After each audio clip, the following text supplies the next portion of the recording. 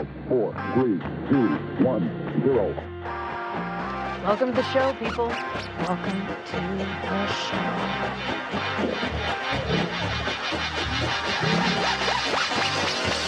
Eat my shorts. So here is to conversation. Tranquility Base here. The Eagle has landed.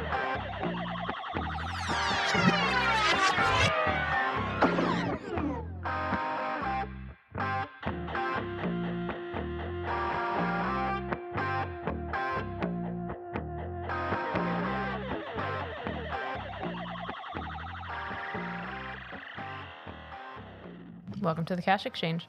What up? All right, so your three things for today.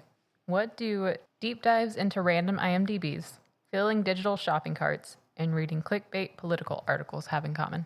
That statement was a lot wordier than a lot harder to say than I thought it would be. They can keep you occupied for quite some time. This is true. That is essentially what I had for today. So they are all things that we do to kill time online. Nice. I definitely have my experience with that and feel like this is a conversation that I give a lot to. I have a lot of really bad habits when it comes to the internet, but I think one of my most personally annoying habits when it comes to the internet is that I can't watch a show or a movie and not end up on IMDb for someone or something, because I recognize that guy from something and I'm going to figure out what it is. And then after that, you see that he was in this other thing. You're like, who did he play in that thing?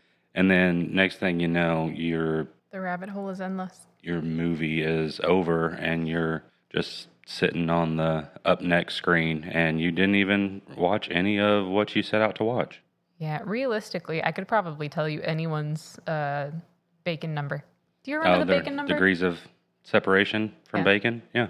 I had a phase where I was trying to, I don't know Kevin Bacon's filmography well enough to really play that game, but I think if I put some time behind it, I could probably figure out anyone's bacon number. He definitely... He's been in some stuff. He's been around. He's been around the block and still going strong.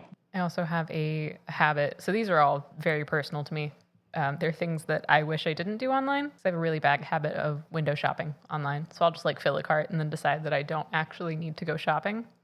Which is probably for the best. Abandon my cart. Yeah. Oh, yeah. It's absolutely for the best. And then do you get the message later on saying, hey, this stuff's still in your cart. You ready to pull the trigger on it? I get a notification from Amazon every single day. Mm-hmm. Hey, are you still looking at... No, I was a different person then. I'm not so big into the clickbaity political articles now because I get enough of that when I'm not actively seeking it out. Mm-hmm.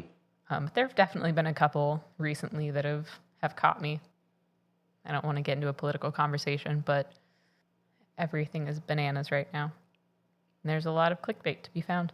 That is a very, very kid glove way of saying it, that everything is bananas right now. Everything is bananas right now. Yeah, I think that's the perfect way to phrase it. Yeah, I mean... It's bananas. We don't know what's coming down the line, so just give it some time and see how everything shakes out. All right, and speaking of politics and the internet, today's topic is doom scrolling. I don't think that I had to edit anything because of the context of the TikTok ban, but I will say that I did write all of this when I thought it was still going to be banned.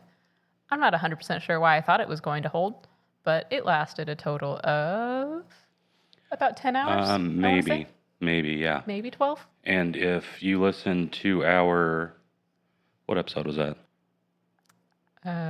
Which one are we? The last one, the one last night. Parodies.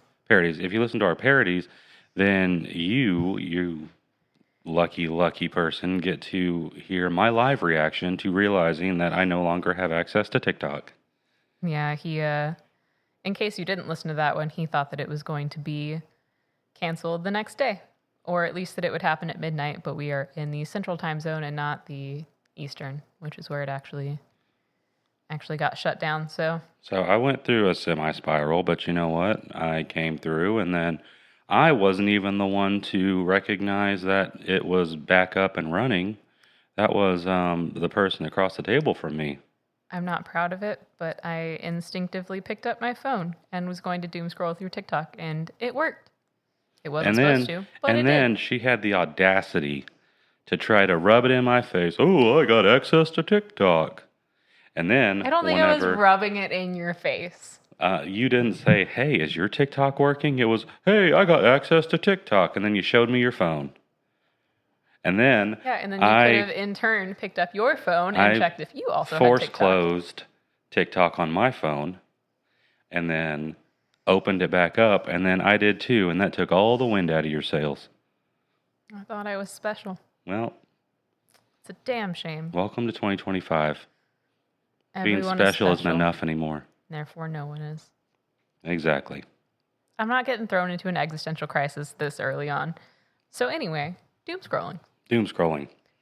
So I was trying to figure out what like the kind of history of doom scrolling is, and like where that kind of term originated. Because in my head, it would have started whenever social media did. So I wasn't on MySpace, so I don't know kind of what that interface looked like, if that was something that you could really scroll on. Well, for my real old folks, there's Xanga.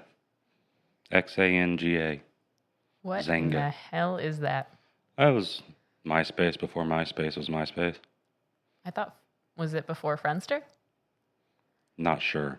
But I know that you could, it was pretty much just like making your own web page. Okay. But it was a precursor to, you could do everything that you could do on Facebook or Instagram or anything like that today. Okay. So I thought that doom scrolling would have started somewhere around there. That would make sense, yeah. If it didn't start with MySpace, that it at least started with like Vine, the short form video, like scrollable thing. But in kind of researching this episode, the first time that I found that term used was during the pandemic. Mm-hmm. Which means that TikTok was kind of the catalyst for the concept of doom scrolling. Whenever TikTok started taking off, you definitely had all these people saying, well, this is a Chinese spying app and all this other stuff. But once that subsided, then you were left with the people saying, well, this is just brain rot and this is all your stuff and this is just going to drop our kids even farther down, especially when you read this stuff about the Chinese side of it, the side that actually owns it, and them having very strict content restrictions and time limits on their end, but not on ours. Yeah. I will say that whenever I originally downloaded TikTok, it was because it was during the pandemic and I was in a mental hole. And I do think that it's still 95% at least brain rot. Like, I don't think that there are necessarily enough good and useful things on the app for the amount of time that I spend on it to make sense. So if I were to just use it for, like, I needed to search a recipe or a tutorial on how to crochet a thing, which is what I'm working on now. I've picked up a lot of, like, hobbies and learned a lot of cool things because of TikTok. No, I mean, there's definitely a lot of good qualities that have come from the app, but then there is also a plethora of things that you don't want that have also come from it. Yeah. When did you download TikTok? I was a late adopter.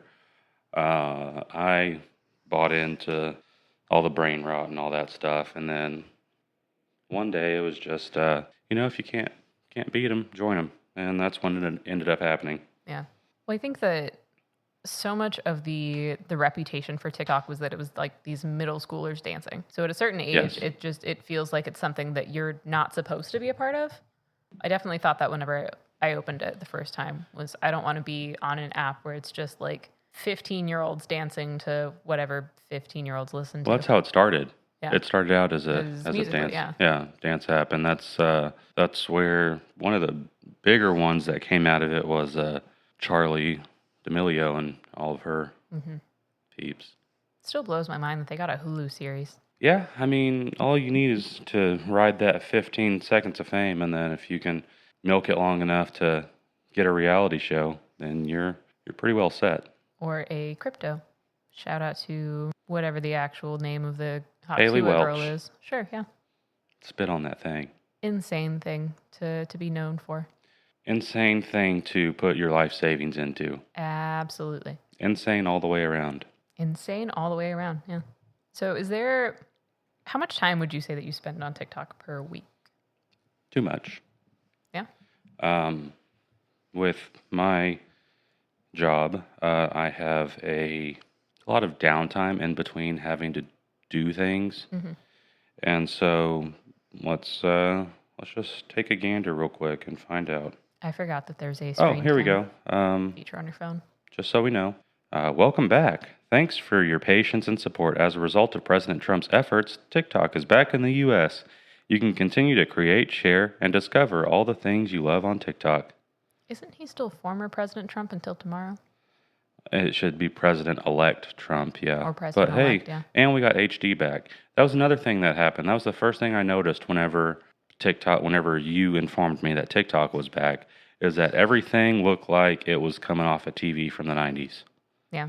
But hey, it looks like now we got a full resolution back, so... Yeah. I mean, a lot of people are leaning really hard into the retro thing. So if they did go back to the 90s television static quality, then I don't think it'd be the worst thing. Yeah. I'd spend less time on it. I'm going to release these numbers, but I'm not going to be alone, so you also have to release your numbers. Okay. So for the week of January 12th to January 18th. Oh, okay. Well, this is better than I thought it would be. So for that 7-day span, a total of 5 hours and 17 minutes. 5 hours and 7 minutes during the day, and only 10 minutes at night. What constitutes nighttime? Between 6 p.m. and 6 a.m., so that makes sense. Are we about to find out that you need an intervention? Yes. I spend about an hour on it per day. I mean... Which is not... You're doing a lot of transitional stuff right now, so you've got a lot of free time in between getting things settled here. So I think that maybe you should have to go back. I don't know what. Go back 2 months. 2 months? 2 months. Let's see how far back it goes. And I'll do the same. I'll go back 2 months. Oh, okay. You can only go back like a month.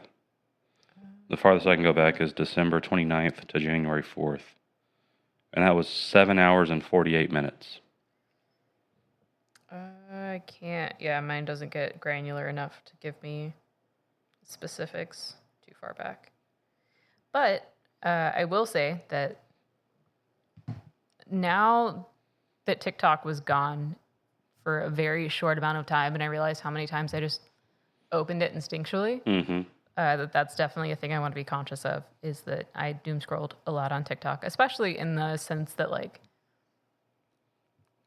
I was mentioning a little bit ago that I had this, like, I was watching the band play as the ship went down in the Titanic. I was watching all of these people make their like last TikTok videos, and the all of the brands and stuff, all of the influencers doing the Family Guy sound that, like, since we're all about to die, I didn't care for The Godfather, and just admitting this out-of-pocket stuff that people got monetized for. Mm-hmm. They were like, actually, I've been deceiving you for years, and it grosses me out now that TikTok is actually back. So I don't know if it's going to happen, because I am aware of my own willpower and also the fact that I have a lot of free time on my hands right now. But I would like to delete TikTok. It's not good for my psyche, even though I found some cool stuff on it. You're saying that this whole experience, losing TikTok, was a reset in your head about what maybe your priorities need to be moving forward? Yes. Yeah? Okay. See? So if Trump hadn't have brought it back, then you wouldn't have that perspective. Now that you do have it back, you would just be missing it. But if I didn't have it, I would also learn to adjust without it. You would just move on to something else. Sure, yeah. So I had a question on the research for this episode that I was going to ask you, which is a little bit different now that we do have TikTok back. I was going to ask you what you thought was going to replace TikTok in terms of doom scrolling, or if there would be a replacement, or if people were actually going to spend, a little bit less time on their phones. I think that void would probably be filled up pretty quickly. People might be more inclined to go back to like a YouTube short type of thing. Okay. I don't think that platform is very conducive to the way that TikTok operates. because it's not its own thing. It's you would probably get Google to develop YouTube Shorts and split it off into its own thing to where it was like, because I'm sure they would love that. Yeah. But they know that TikTok is such a behemoth that they can't even attempt to come close, and that's why YouTube Shorts is kind of like a running joke right now. Yeah. Like you can get a lot more views on someone just randomly scrolling if that's all they're there to do. If you go on TikTok, you're just there to scroll through stuff. Yeah. It's not likely that sometimes I do. Sometimes I go to look for something that I heard about specifically. If there is like a little blurb I heard somewhere, then I'm going to go to TikTok to see if I can just get a snippet of whatever that story is or whatever I heard and get confirmation on it. But I'm not going to YouTube, especially because I don't really use YouTube on my phone. If I do, it's because I'm doing something else and my phone is just what happens to be right there. So I'm watching a video on it, but I'm not touching my phone. Yeah. I'm not scrolling through stuff.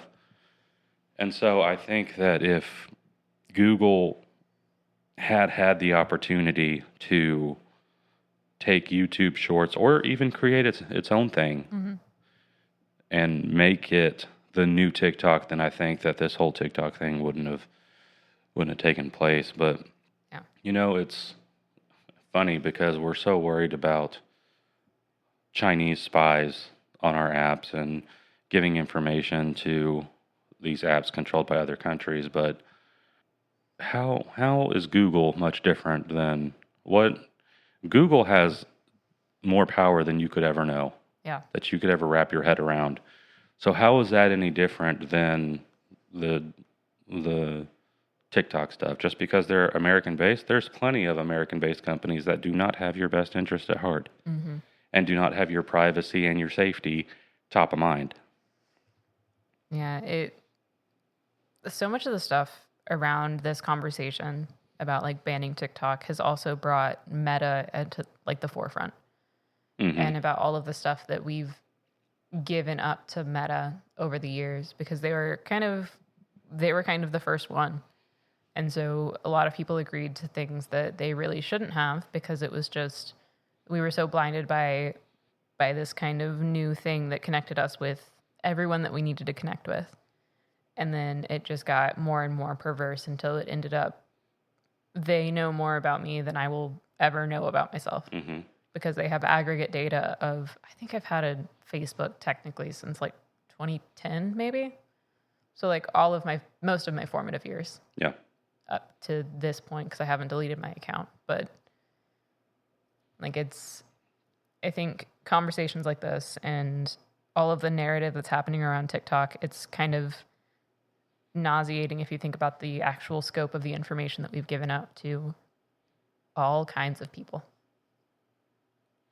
What I think also is happening is that enough people are starting to wake up to how much of their daily lives are controlled by these giant tech companies. And they're starting to speak out about it. And now these companies are starting to backtrack.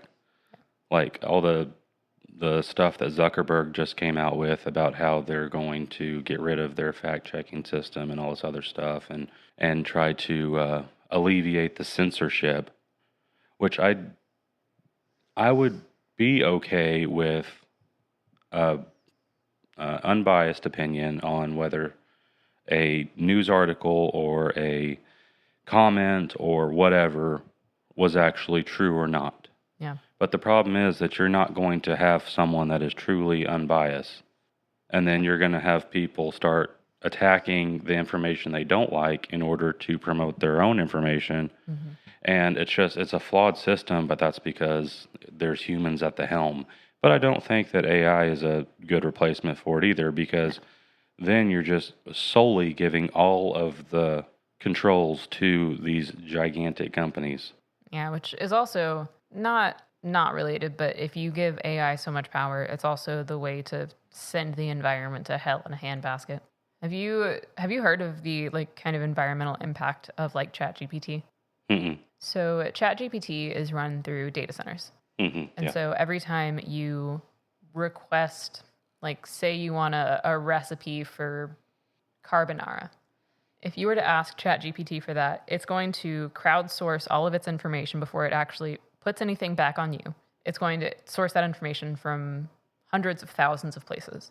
That is a lot of computing power. And if you've used a laptop that's gotten too hot, you realize that if you were trying to make your laptop do 100,000 things at once, it would burn. Mm-hmm. And so these data centers require a lot of water to cool them, which it's not, I don't think, a real tinfoil hat thing to kind of make by extension, is that a lot of the issues with like the California wildfires were that they didn't have the water to fight these fires. And a lot of the problems that we've had with sourcing water is because a lot of that goes into data centers. It's making sure that stuff like that stays cool. I didn't know that. ChatGPT is so bad for the environment. And it's a thing that we don't really think about necessarily, because in my head, until I probably watched a video on TikTok, but in my head, it was just like the same kind of computing power that it would take to just search something on Google. Mm-hmm. But it is in no way, shape, or form that simple. So AI is going to be a very bad thing for the environment. I mean, one thing it all boils down to is you have to find a happy medium. Yeah. You're not going to be able to stop the snowball effect of all the AI stuff, the ChatGPTs, the TikToks, the algorithms, the gathering all your information. So we just need to find a way to mitigate the damages for as long as possible. Yeah. And I'm going to tell you right now, this is not the show to get that information from. Oh, absolutely not. But we're just giving our opinions on some silly stuff that's happening. I do think that one of the good things that we're going to get out of this is a little bit more conscious consumption. Yeah. That the conversation that's happened for all of the time that they've been talking about banning TikTok and all of the kind of things that like Mark Zuckerberg and Elon Musk and stuff have said in that sort of context is, I think a lot of people are becoming a little more aware of exactly what they're doing when they're online. And it's kind of a diminishing returns thing. Yeah. At least from my perspective, it is that like, I understand the things that I'm gaining because I'm spending more time online, but I also am more acutely aware of the things I'm giving up for it. Yeah. Yeah, I think that all these things, every market, every app, every whatever has a bubble. And the bigger that bubble gets, by the more people that use it, by the more people that are talking about it, eventually that bubble is going to get so unstable it's going to pop. Yeah. And so I think that this is probably the popping of the TikTok bubble. And I think that moving forward, there's probably going to be a lot more, not necessarily restrictions, but more eyes put on it so that things don't get completely out of control. Yeah. I think that for me personally, it was also a thing of whenever there started being all of these like copycats of the app, the big tech giants, that I really questioned how much time and energy I was putting into any of it. So like when Threads came out, which is basically just Meta's Twitter, or whenever YouTube Shorts came out, which was just Google's TikTok. Like the fact that there's now a Twitter that's specific to like liberals. It's called like Blue Sky. Blue Sky, yeah. I was going to say Blue Zone, but that's definitely not right. There's that Trump one. Truth Social. Truth Social. The fact that there's just all of these kind of echo chambers where you're allowed to be as loud with the people that believe exactly the way that you do as you want. It's uncontested. It's gross. Everyone's entitled to their own opinion, but I don't think that we should be in this kind of vacuum. I don't think it helps anyone. No. And I think that, I mean, I'm not a social media poster. I take the information and I would love to say that I do something with it in my personal life, but I don't really. But I can see the endorphins that people get from getting someone riled up on the internet, some stranger, you don't know them, but you know that you got someone's goat and they're going after you because you said something they didn't like, and all the elation that comes from those kind of feelings. Like I understand that part. Yeah. I know a lot of people that live their entire lives based off of likes and shares and all that stuff. And that's just not me. And if that's you, that's fine. But that also comes at a pretty hefty consequence or a pretty hefty price of just what are you having to give in order to get that. Yeah. There aren't free things in this world. Mm-hmm. Like, especially in the sense of like apps and stuff. If you're not paying for the app itself, you're paying with something else. You are the payment. Yeah. Your information is the payment. In circling back a little less. I Doom don't and think any of gloom. that was, yeah.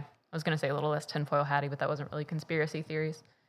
A little less doom and gloom. I will say in defense of doom scrolling that it's kind of a catch-22, but I will scroll on my phone whenever I'm on the treadmill or like on the elliptical or whatever, because I won't pay attention to how much I'm moving.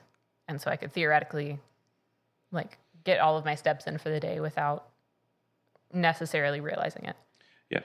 Which is good in the sense that like I'm getting exercise, but really bad in the sense that how much time have I passed just in my everyday life because I haven't had this kind of consciousness of how much time I'm spending without my brain being present.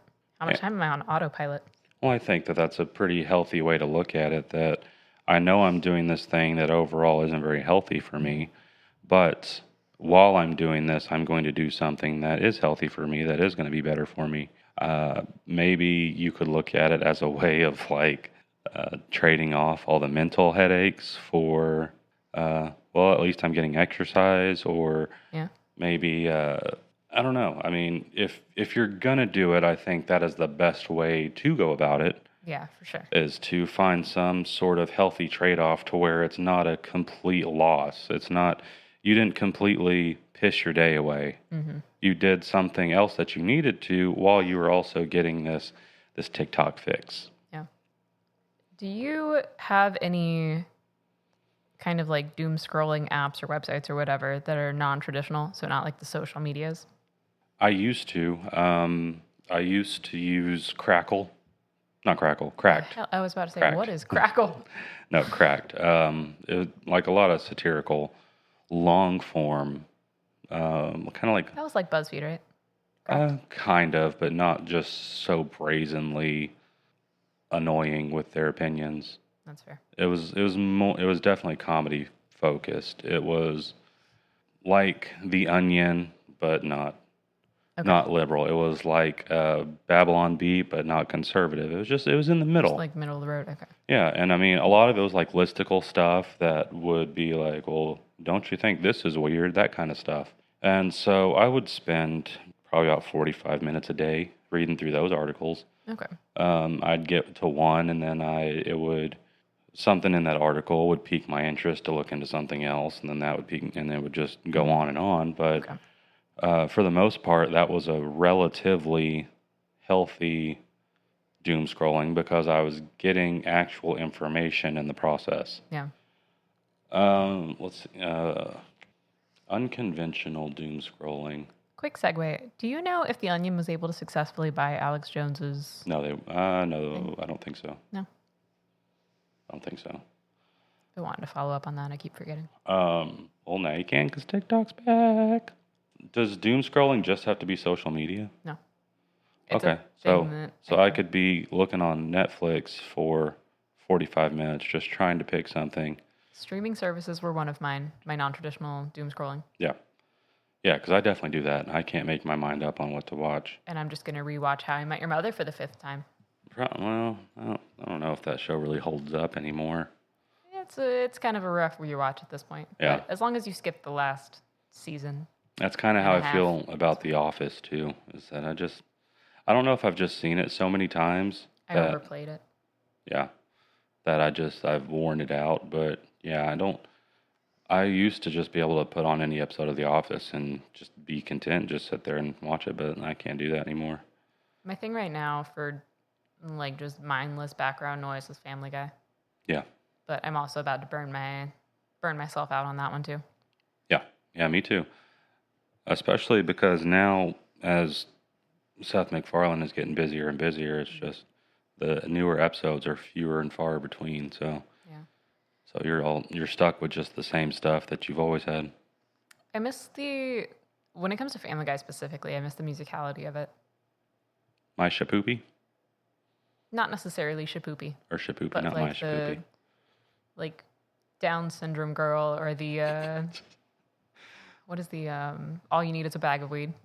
That like era of Family Guy. I feel like that was a really fun time, and since Seth MacFarlane stepped away from writing, it's been on a kind of steady downhill on that respect. Yeah. Yeah, what was the one about Terry Schiavo? She's kind of alive-o. Oh, man. Back in the heyday. Those were good times. So in terms of non-traditional doom scrolling, the things that I had in mind were Wikipedia, Okay. because it's very easy to go down a rabbit hole in that one. Like I mentioned earlier, IMDb. I have the worst habit of trying to find a guy from a thing that I'm actively watching and then figuring out what all of the things that man has done in his career. Yeah. And then being like, oh, there's that movie. Have I seen that movie? I don't know. And then I'll like go through that page. It's ridiculous. And my last one was Indeed, LinkedIn, and Zillow. LinkedIn? Jobs. Oh, yeah, that makes sense. I do not want to watch for lack of a better term, the circle jerk that is LinkedIn. It exhausts me. Ryan George on YouTube has a really funny video about out-of-pocket LinkedIn stuff. Is that the movie synopsis guy, the movie pitch guy? Pitch meetings, yeah. Yeah. Okay. Yeah, so definitely anyone out there, check that out. Check out pitch meetings, too. They're really funny. Yeah.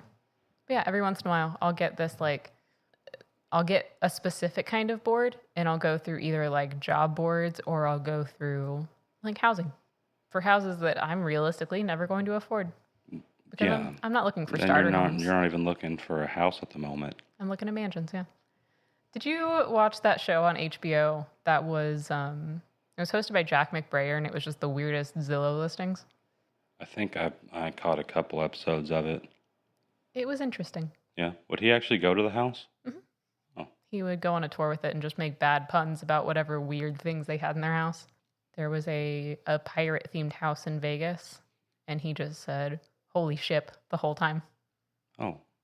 I mean, is that the worst thing in the world? No, it was worth the watch. Okay. So That particular house was fugly, but it was worth the watch. good, clean comedy is hard to come by these days. I can't watch Ted Lasso anymore because I don't have Apple TV Plus. I can bring you into the fold. Can you? I can, yeah. Yeah, we'll sort that out later. All right. Okay, so do you doom scroll news? Yes. If I hear a story that is just seems like it is wildly leaning one way, I will look up that thing and double check and make sure I get, which is something you should do with everything. Make sure that you check out multiple sources to get the actual facts, because there's going to be a lean whichever way you go. Yeah. And so you want to make sure, and if you don't like CNN, you don't like Fox News, that's fine. Mm-hmm. But check them out to see what they're saying, and then find where the middle is, because that's where the truth's going to be. Yeah. And this most recently happened with these videos of PR control for all these LA fires. It was like the unhoused that are starting these fires and stuff like that.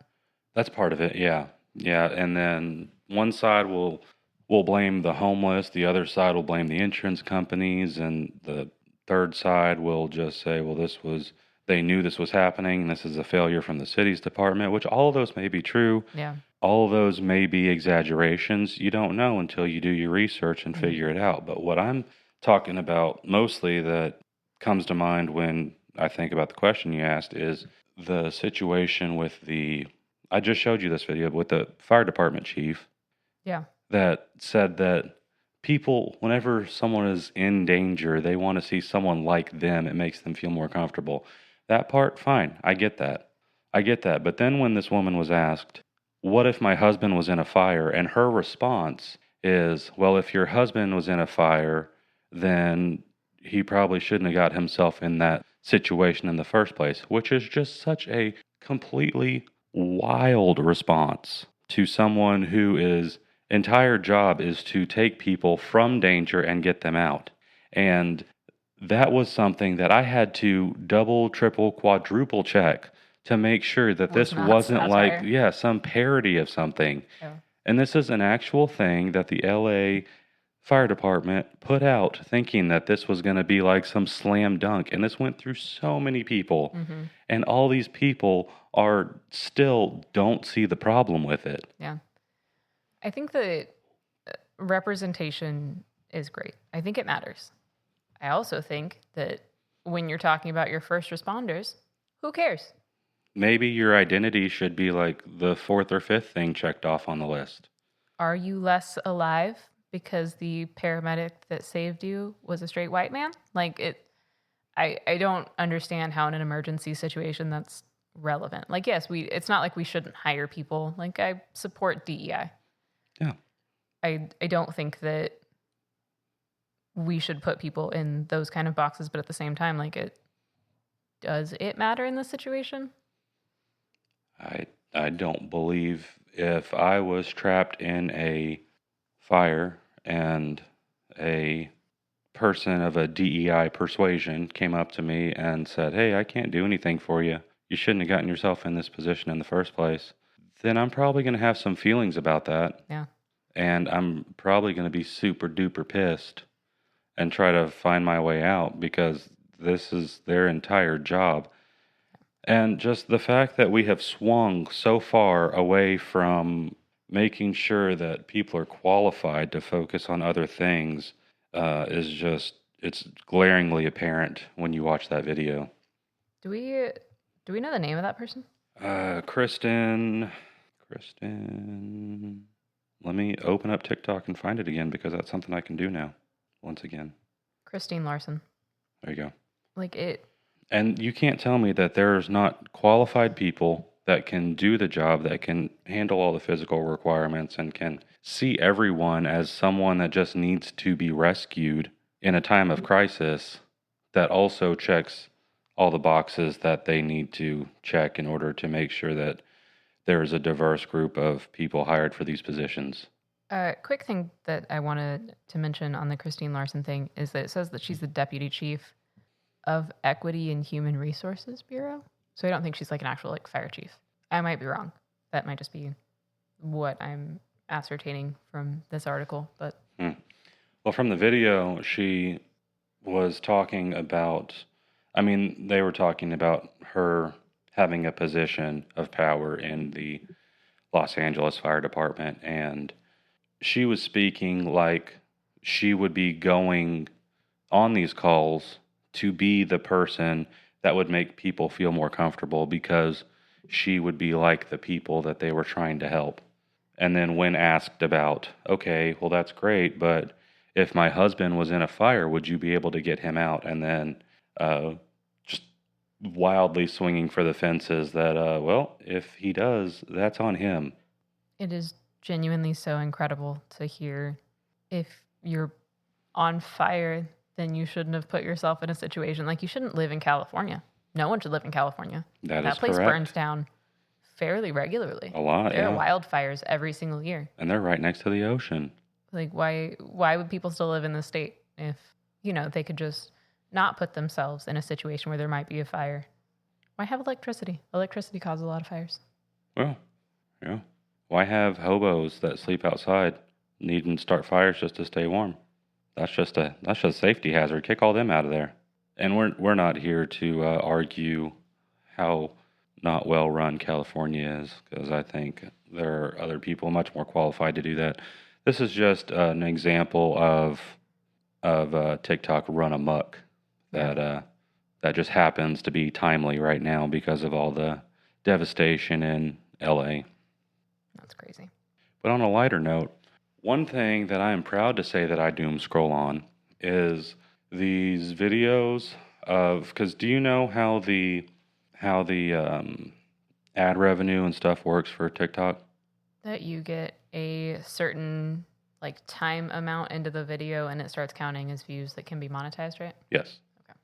And so from that, you have all these cases of people that are trying to take advantage of that system, and not take advantage like in a negative way, but like this is an opportunity available to them, and so they're trying to make the most of it. And I'm sure that I've gotten duped more than once when I've watched some of these videos. But if if it's something with a compelling story, like a baby that has some sort of illness, or a dad that has cancer, or a mom that is just trying to survive, and it says, hang around for 60 seconds and watch me do this thing, and that way we can get money from your views, then I'll stick around.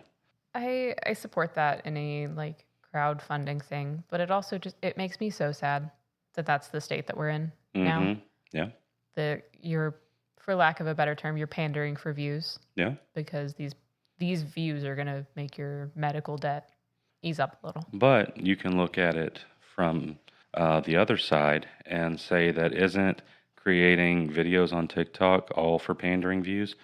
At least this way, you know that your attention and your time is being put towards something that's a little more goodwillish than it would be if it were just going to some 17-year-old twerp that needs to buy a Lamborghini. Sure. I don't know. I see that, I guess, more pessimistically. I see it more from the dystopian side of things than the fact that, like, I'm still gonna to watch the 60-second video or whatever, or sometimes I'll just like leave the video on while I was doing something else, because like if it helps, great. I would love for my bad habit to be beneficial to someone. Mm-hmm. But like it's so gross that we're in a situation where a lot of people are having to like beg for likes so that they can afford necessities in life. I agree with that. I think that can lead you down another rabbit hole where you're just going to be doom scrolling on the American healthcare system versus other countries that have socialized healthcare, and the fact that with socialized healthcare, there's a lot of wait times, there's a lot of paperwork, and there's a lot of stuff that falls through the cracks because of the system they have. There's definitely stuff that falls through the cracks because of the system we have. Giving as much control to the insurance companies as we do is a flawed system. Yeah. I don't think that socialized healthcare altogether is the answer. I don't think that the system we have now is the answer. But what I can do is I can use my time as a way to help alleviate some of those burdens from whoever. Yeah. And I think that's the overarching thesis behind this episode, is that your time is worth something to someone. Yeah. Most importantly, you. So if you are spending your time doing something that is not going to further you, is not going to enrich you, is not going to make you better at all, then you're wasting your time. Yeah. And you're wasting the only thing that you aren't guaranteed in this world. Yeah, that's a good point. And so if you can use what time you are given towards something that you feel happy about, something that you feel confident about giving up that part of yourself to, then I don't think it's a bad thing. If you feel that comfortable about just sitting on TikTok all day, then you spent your time that you were given how you wanted to. Yeah. So I don't think necessarily that doom scrolling on its own is a bad thing. I think that everyone has all the free will they need to choose how to spend their time, and if that's how they want to spend their time, that's how they want to spend their time. Yeah. I don't know. I think that given the context of the last couple of days where everyone's kind of saying their goodbyes to TikTok, I feel like I'm a little bit more cognizant of that like the way that I've been spending my time is not necessarily productive. It's not necessarily good for my mental or my physical health. Yeah. That like moving forward, I would like to be a lot more conscious of the way that I spend my time, because none of it's guaranteed. And I do want to kind of justify some of the time that I've spent on TikTok and say that I've learned a lot of cool things. I used a tutorial that I found on TikTok to start a flower crochet blanket. Yeah. Which is a thing that has conversely has helped me spend time off of my phone. There you go. And so that's definitely a benefit. And I've done like workouts that I found on TikTok and stuff. But I think by and large, again, specific to me, I've spent a lot of wasted time on TikTok. That's a thing that I want to kind of work on moving forward. And that's a great goal to have. But also at the same time, if all of that doom scrolling led you to find a new hobby that you enjoy, then wasn't all that bad. Yeah. If you had to go there to get to being a crochet queen. So in just the couple of weeks that we've been into 2025, I feel like so much of my time on TikTok has been split in like, yeah, I've learned a lot of things. I have learned to crochet flowers and stuff like that. But the flip side of that is that I am so deeply embedded in the lawsuit between Justin Baldoni and Blake Lively. I don't need to know.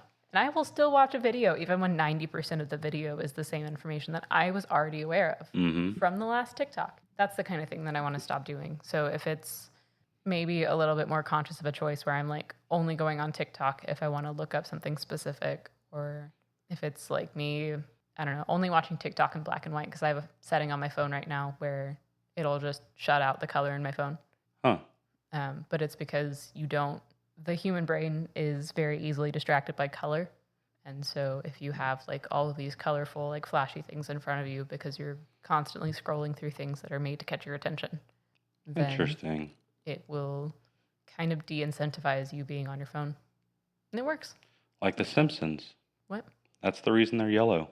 Is so that when you were flipping through the channel, when you just flashed on a scene and you saw yellow people, you knew it was The Simpsons. Really? Uh-huh. Interesting. Okay. Then yeah, like The Simpsons. No word on why the Asians are still pasty white and why the black people are still black, but the yellow people are yellow because of catching your eye. Could be. Could be. We talk about it a lot, but I think that one of the things that is also making a comeback that's helpful to people spending a lot of time just doing nothing tasks on their phone is the revival of the flip phone or the like dumb phone or whatever. Did we ever actually post that? I don't think we have yet. No. I don't think so. This is something we've talked about before. Once we get monetized, we want to challenge ourselves to see how long we can last with just a flip phone. No bells and whistles, maybe very, very sparse internet access, but other than that, just a straight up flip phone that cannot be used to eat away our day and take away our productivity. In the situation where you would be able to switch to just a flip phone, what do you think would be the hardest thing to part with? Probably the podcast and music aspect of it. Okay. Because I do a lot of driving, and when I'm doing that, I'm either playing music or playing a podcast from my phone. So what we might be able to do is just go back to an iPod. Yeah. Go back to some sort of MP3 player where we can put everything on the device before we leave, and then we'll just have that to play whatever we want to, and then for everything else, we'll just have the flip phone. I will say I seriously miss CD players. The car that I have now is just like the screen. Mm-hmm. I want mine. CDs. Yeah. My first car had a cassette player, which I used with the little cassette with the little aux cord attached to it because I was living in the future. The Ranger? Yeah. I think the hardest time that I would have in switching to a flip phone would be maps. Yeah. My sense of direction is garbage. And it's a thing that I've like wanted to work on, and I know that a lot of that comes from the fact that I don't use my brain to navigate a whole lot. Mm-hmm. So like if I know very clearly the place that I'm going, then I can just make that drive. Yeah.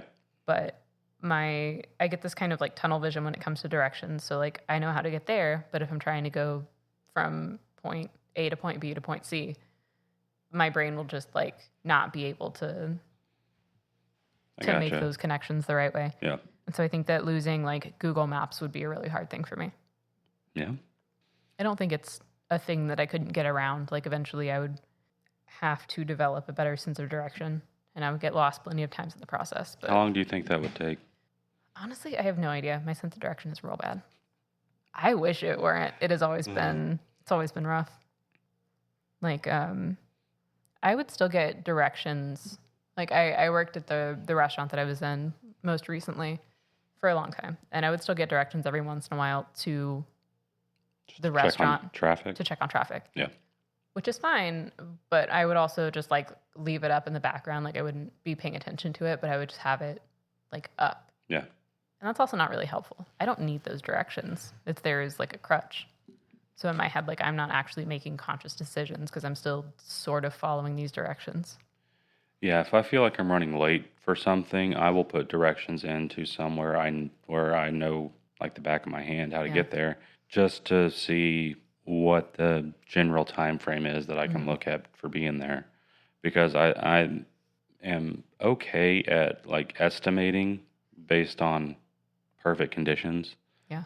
But you never know. And especially living in cities as big as we live in, it's difficult to be able to gauge that appropriately. And because people drive like idiots, and there's constantly accidents, there's constantly people slowing down past these accidents because they just want to see what's going on.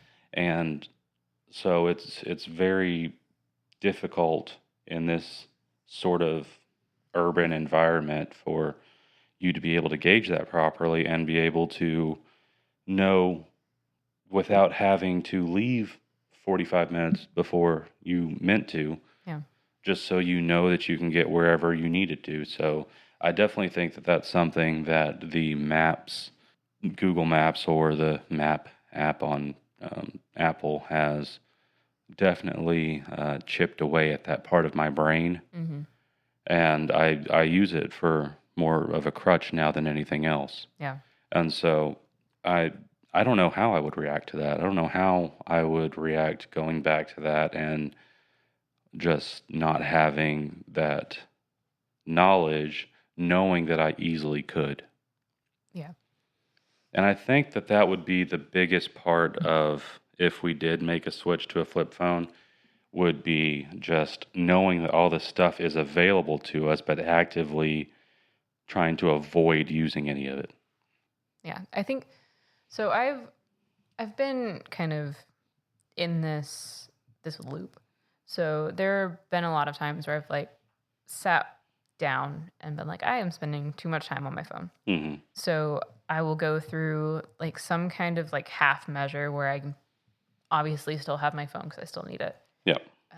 But I'm trying to like figure out a way to spend less time on it. And so I've had like the annoying interfaces, or I'll delete all of the apps that I either don't need or shouldn't be on.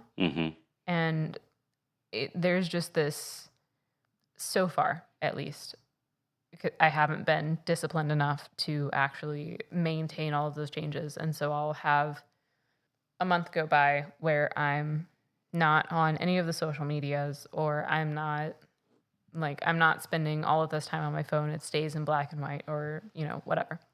And then there's this one thing where I'm just like generally curious. It's not a thing that I absolutely need to know. And I'm like, well, one time won't hurt. And so I'll Google something that I don't need to Google. Yep. Because I don't need to know how I know that guy from that thing. And inevitably I would just go down this rabbit hole, and it's exhausting. Like doing this time and time again, where I have all of these things put in place to try to stop me from playing into my phone the way that like all of these companies are trying to get me to. Yeah. And I just delay my willingness to go back into that rabbit hole. That's something that I have experienced in other aspects of my life, that I can stop doing something. I can consciously stop doing something, and I don't have a problem with it. Yeah. Until I do it that one time. Yeah. I do it that one time, and then all of a sudden it's all I want to do. And so there's a thing that I've been trying to work on for this year. I don't necessarily believe in resolutions, but I'm trying to be in a broader scheme, just better this year. And so I'm trying to think of my like missteps as just a one-off thing and not like, oh, well, I was supposed to eat healthy all of this year and I ate Whataburger yesterday. So my year is shot. Yeah. Like it's the middle of January and I messed up once, so I can't have that perfect record. I don't want to do it anymore. Mm-hmm. And that's just such a ridiculous thing to operate by. Yeah, I think it's a matter of, one, setting your sights too narrowly. Yeah. Not giving yourself room to step outside the confines a little bit. Mm-hmm. And give yourself the ability to have those cheat days or whatever you want to call them. Yeah. But then it's also just and this is the same thing that I've dealt with drinking, with tobacco, with all kinds of stuff, Mm-hmm. is that I feel like I have to put myself into such a tight box in order to make sure that I stay in there. Yeah. So I have to, it's gotten better. I can be around alcohol and it doesn't faze me. Yeah. I don't want it. I don't need it. I have no interest in it. Mm-hmm. But it took me a really long time of holding myself in that box and making sure that I didn't step one toe over that line in order to get to where I am now. Yeah. And then the same thing with tobacco is I have to keep myself just really tightly confined. And that one I'm not as strict about that one as I probably should be. Mm-hmm. But when I feel like and I'm not on the same plane with tobacco anywhere near like what I am with alcohol. Alcohol, no issue whatsoever. I can be around it. Mm-hmm. I can see it. It can be offered to me and I'll say no. Yeah. No, thank you. I'm good. But tobacco, I don't know. I just feel like maybe it's less of a mood alterer, so I don't take it as seriously Okay. as the alcohol. But at the same time, it definitely has the same hold in it, and it has the same hold as if I decided today that I wasn't going to use TikTok, I wouldn't use TikTok until I just decided to use it. Well, it's not that bad. Yeah. And so I used it once, and then all of a sudden, it's all I'm going to be doing. Yeah. Like a lot of the conversations that the two of us have been having in the last day or so have been just like normal conversations. And there would be just this one thing that would come up every so often. And it would be like, oh, well, I would be able to know that if I had TikTok. Like it's not that real. Yeah. If we needed to know it, we could very much Google it. Yeah. Or take a sec and realize that we don't actually need to know that thing. And really, when it comes to recording these, whenever we need to pause and check something, it's because we don't want to get fact checked later on. So we want to make sure that what we're putting out originally is as correct as we can get it. Sure, but I think that's also kind of a scapegoat for we just want to know things. It is. And then, I mean, that goes into I said I wasn't going to do it, but I do want it for this one thing. I need it because, yeah. And then that just snowballs into just a never-ending pile of hot garbage. Mm-hmm. I had TikTok deleted from my phone for a long time, and then I don't remember what it was, but there was like one specific conversation that I was having, or like a friend of mine mentioned, hey, I sent you this thing on TikTok. Mm-hmm. And I was like, oh, well, I want to see the thing this person sent me. And so I re-downloaded it. And it was on my phone for a problematic amount of time after that. I didn't need it for the couple of months or whatever that it wasn't on my phone.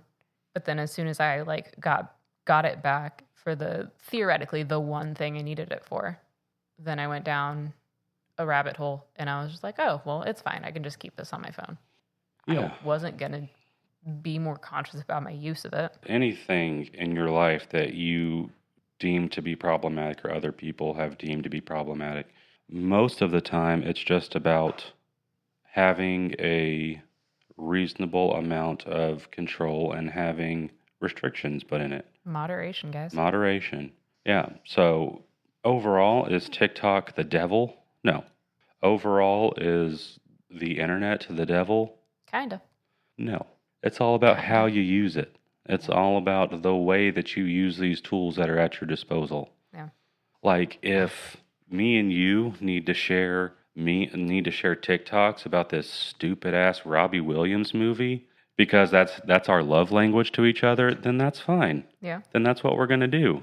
I will say that is one of the better things that I've seen on TikTok recently was the whenever the Robbie Williams biopic came out, which at some point I'm going to watch it just out of curiosity, but that I'll watch it on a live stream. I would love to do that.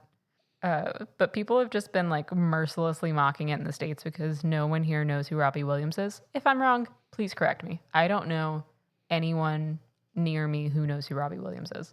And based on the discourse that I've seen on TikTok, neither do most people in the States. No.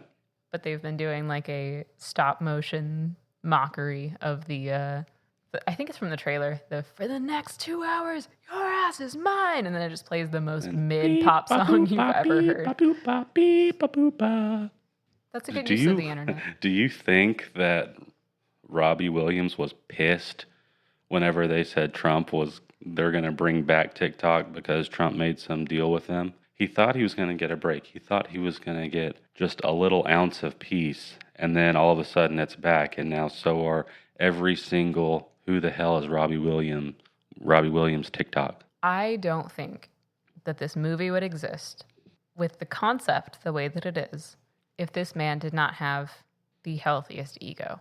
And so I don't necessarily think that it's going to matter what the TikTok discourse is about this man who's one of the biggest pop stars in the world, according to people from the UK. More like the uncool. Do we have a crickets button? Because we need a crickets button. But yeah, I think that he probably doesn't really care what the people in the States think of him. He totally cares. Yeah?